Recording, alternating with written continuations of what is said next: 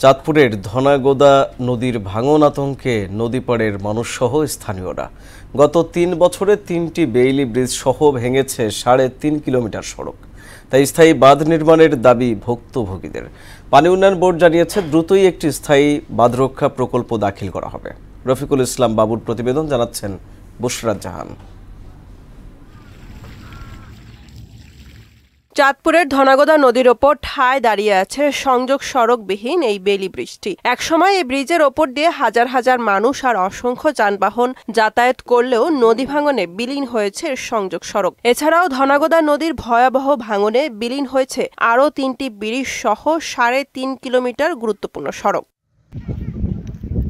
বর্তমানে নদীপাড়ের মানুষ সহ স্থানীয়রা ভাঙন আতঙ্কে দিন কাটাচ্ছেন।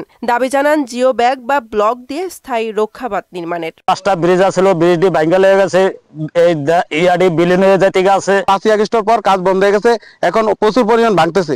ঠিক আছে, এই ভাঙার কারণে মানুষ খুব অসহায় অবস্থা আছে, রাত্রে অনেকে ঘুমাইতে পারছে না, কোন সময় ঘর নিয়ে যায়। এখানে একটা ব্রিজ আছে নদীর মাঝে, রাস্তা ছিল আগে, এখন রাস্তা নাই, রাস্তা নদী ভেঙে নিয়েছে।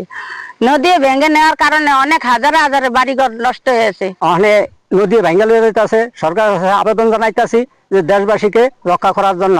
ইতিপূর্বে নদী ভাঙন ঠেকাতে প্রায় 500 মিটার জায়গায় ভাঙনের প্রবণতা হ্রাস করা হয়েছে। পাশাপাশি এখানে একটি স্থায়ী প্রকল্প গ্রহণের জন্য ইতিমধ্যে একটি কারিগরি কমিটি গঠন করা হয়েছে এবং আমরা জরিপ করে নকশা পরিদপ্তরে ডিজাইনের জন্য পাঠিয়েছি। আমরা দ্রুতই এলাকায় একটা স্থায়ী প্রতিরক্ষা কাজ বাস্তবায়নের প্রকল্প দাখিল করব। ধনাগোদা নদীর ভাঙন ঠেকাতে দ্রুতই এই এলাকায় একটি স্থায়ী প্রতিরক্ষা বাঁধ বাস্তবায়ন করবে কর্তৃপক্ষ, দাবি চাঁদপুরবাসীর।